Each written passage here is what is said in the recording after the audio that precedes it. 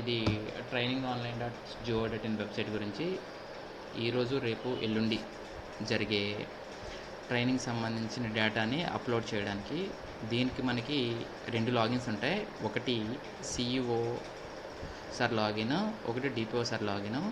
ఇక్కడ ఏమైందంటే కృష్ణా జిల్లాలో ఉన్న 25 మండలాలు 13 మండలాలు CEO సార్ లాగిన్కి అండ్ 12 మండలాలు DPO సార్ లాగిన్కి అలర్ట్ చేయడం జరిగింది. ఆ అలర్ట్ చేసిన PDF and user ID credentials మీకు షేర్ చేస్తాము.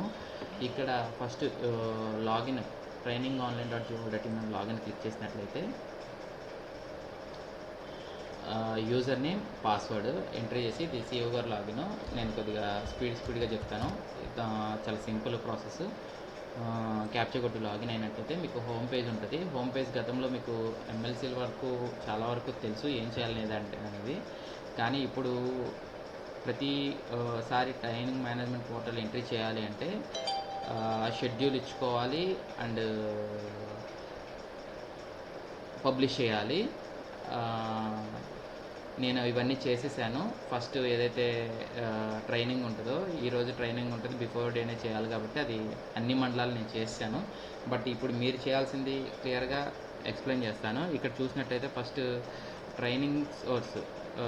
ట్రైనింగ్ రీసోర్స్లోకి వెళ్ళిన తర్వాత ఫస్ట్ మనం ఎక్కడైతే మీటింగ్ జరుగుతూ ఉందో, ఎక్కడైతే ట్రైనింగ్ జరుగుతూ ఉందో ఆ వెన్యూని యాడ్ చేయాలి. అండ్ రీసోర్స్ పర్సన్ ఎవరైతే వెన్యూలో MOTsగా ఉన్నారో వాళ్ళ రీసోర్స్ పర్సన్ని యాడ్ చేయాలి.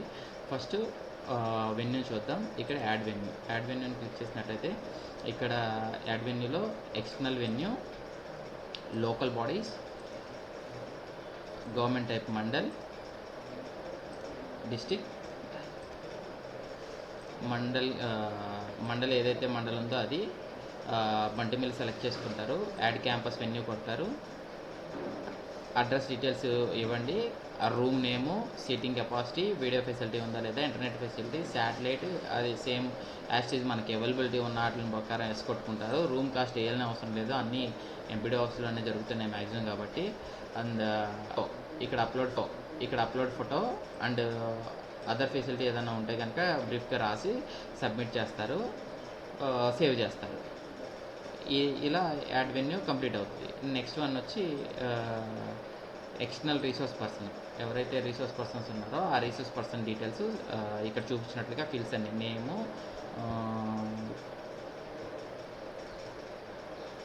ఇంగ్లీష్లో అండ్ లోకల్ లాంగ్వేజ్ తెలుగు అయితే తెలుగు, డేట్ ఆఫ్ బర్త్, ఈ మొత్తం ఈ ఫీల్డ్స్ కూడా ఇచ్చి సేవ్ చేస్తారు. అలా ఎంతమంది రీసోర్స్ పర్సన్ ఉంటే అంతమంది డీటెయిల్స్ ఎంట్రీ చేస్తారు.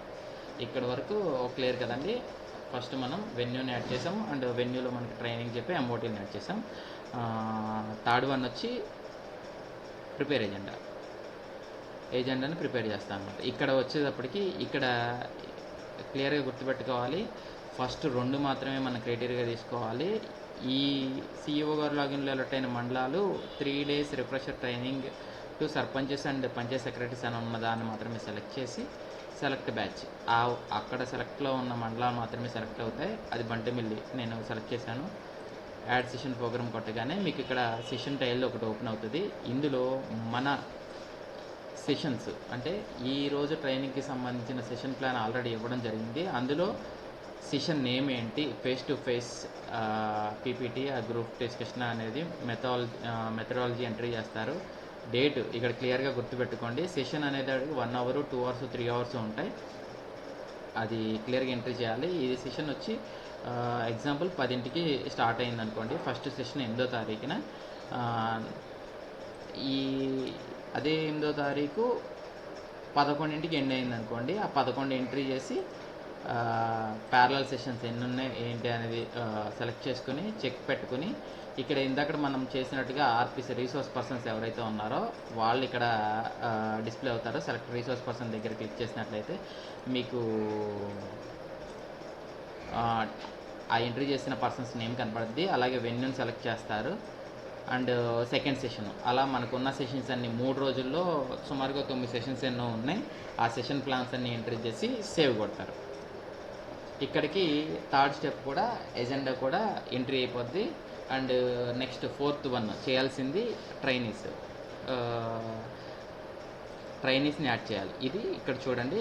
ప్రిపేర్ ఏజెండా అయిపోయిన తర్వాత చెప్పాను కదా, మిగతా డీటెయిల్స్ అని నేను ఎంట్రీ చేశాను కాబట్టి మీరు కన్ఫ్యూజ్ అవ్వద్దు. 4th వన్ వచ్చి యాడ్ ట్రైనీలో ఎవరైతే ట్రైనీస్ వచ్చారో, ఇదిగో నేను మళ్ళీ 3 days refresher training program select చేశాను, మండలం సెలెక్ట్ చేశాను, ఆఫీషియల్ లోకల్ బాడీ అని సెలెక్ట్ చేశాను, కింద డీటెయిల్స్ వచ్చినాయి. ఇక్కడ మొబైల్ నెంబరు ఎగ్జాంపుల్,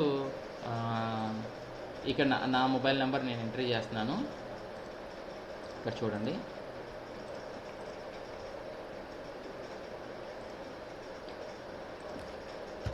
డైరెక్ట్గా మొబైల్ నెంబర్ ఎంట్రీ చేస్తే మ్యాక్సిమం 90% డీటెయిల్స్ ఎంట్రీ అయిపోయి ఉంటాయి.